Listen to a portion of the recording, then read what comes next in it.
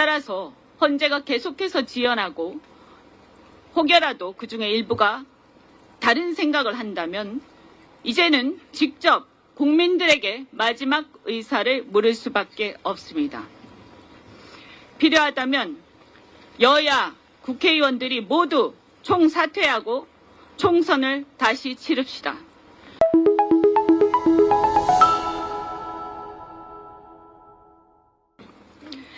윤석열의 비상계엄이 중대한 위헌 위법 사유라는 사실은 틀림이 없습니다. 전 국민뿐만 아니라 전 세계가 나이브로 생생히 보지 않았습니까?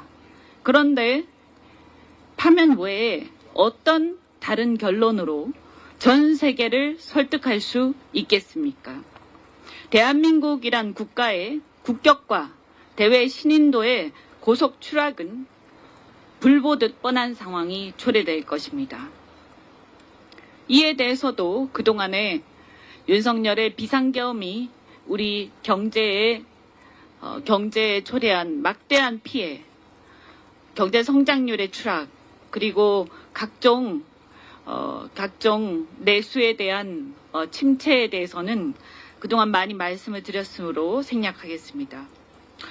비록 윤석열의 파면 시 일부의 반발이 있다 하더라도 그 반대의 경우에 초래될 절대 다수의 양식 있는 국민들의 민심과 그동안 대한민국 역사에 면면히 우리가 쌓아온 그러한 대한민국 역사에 대한 배신 행위, 그로 인한 국가 마비 사태와 헌정 파괴 사태, 국가 권력의 권위의 상실 등에 비할 바가 아닙니다. 하루속히 윤석열을 파면하고 새로운 리더십을 세워서 대한민국의 정치적, 경제적 활력을 다시 불러일으키지 않으면 우리는 어디로 가는지 가늠할 수 없을 심각한 상황에 빠질 것입니다. 논리적으로 윤석열 탄핵은 찬반이 있을 수가 없습니다. 왜냐하면 윤석열을 복귀시키자는 일각의 견해는 군사독재가 무너진 이래 확립된 우리 헌법의 문민 통치 원칙, 즉 군사쿠데타 금지의 원칙, 삼권 분립 원칙, 사법부 독립의 원칙과 민주공화국 원칙, 정치활동과 언론 집회, 결사의 자유, 의사들의 복귀와 의대생들의 자유로운 직업활동과 학업의 자유에 대한 침해 등 온갖 헌법 원리 등의 정면으로 반하는 견해에 불과합니다. 따라서 그런 견해 혹여라도 만에 하나라도 헌재 일부가 부화내동하거나 기한 없이 계속 지연해서 정치적 불확실성을 증대시켜 나라를 망가뜨린다면 헌법 수호의 마지막 보루인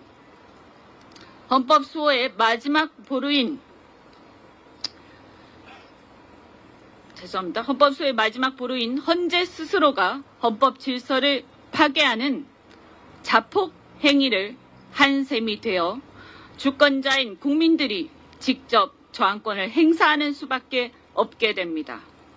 그런데 국민들은 다들 생업에 바빠서 여론 등 국민 저항권을 제대로 표출하기가 어렵습니다. 실상 지금 나오고 있는 국민 여론 자체도 그것보다 훨씬 더 파면의 여론이 높다고 저는 생각하지만 그것만으로 보더라도 압도적인 다수가 찬성하고 있는 상황입니다. 그런데 헌재는 도대체 지금 무엇을 하고 있습니까? 헌법 질서의 마지막 수호자인 주권자 국민입니다.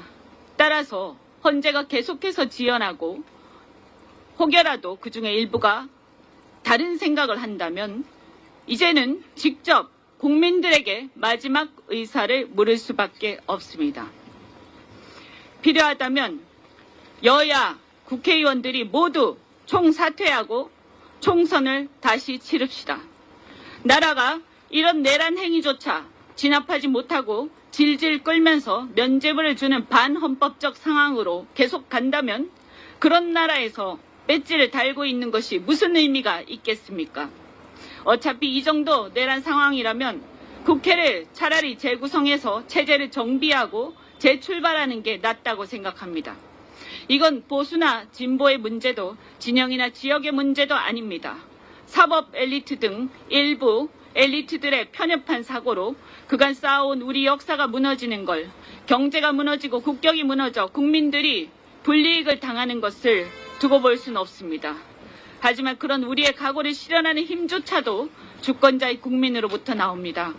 국민들이 나라의 운명과 역사에 대해 스스로 판단하고 책임지도록 침묵하는 다수의 국민들조차 주권자로서 책임 있는 의사표시를 이제는 하도록 해야 합니다.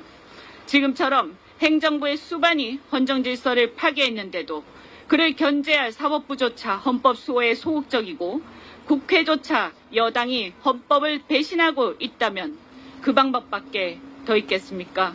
더 늦기 전에 헌재는 조속히 윤석열을 파면하고 대한민국이 새로운 리더십을 세워서 정치적 경제적 활력을 회복할 수 있도록 판단을 해주시기 바랍니다.